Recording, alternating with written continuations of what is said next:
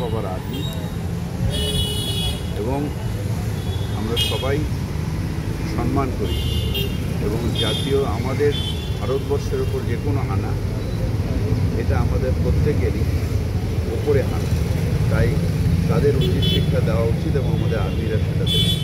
Kailash বিজয়বাবু comment করেছেন যে মেয়েদের ছোট পোশাক পরা ছোট পোশাক পরা উচিত নয়, কেউ আসলে আমি সেলফি তুলি না, এই ধরনের কমেন্ট করেছেন। নারী স্বাধীনতা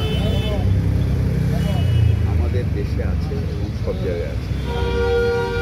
পোশাক নিয়ে কখনো বিজেপি বা কৈলাসজি বলতে পারে তুমি কেউ কাউকে পছন্দ করতে পারো না করতে পারো, কিন্তু কারো স্বাধীনতার হস্তক্ষেপ কেউ করতে পারে। তুমি বোরখাতেও করতে পারো না, আবার অন্য পোশাকেও করতে পারো। দাদা 25 কালকে গেলেন এসডিপি অফিসে হাজিরা দিলেন, অবশেষে আইনের পথে চলবে। এসডিপিও ডেকেছিল, গেছেন, শরীর খারাপ ছিল শুনেছি আমি, গেছেন। আইনের পথে চলবে। আমাদের এখানে তো এরকম নয় যে মন্ত্রী দেশের সেনাবাহিনীর একজন অত বড় অফিসার, তাকে অপমান করলেন টেরোরিস্টের বোন, অথচ কারো থেকে বলার সাহস হলো না, বিজেপি পার্টিরও সাহস হলো না, আর মন্ত্রিসভাতেই বার করা তো দূরের কথা।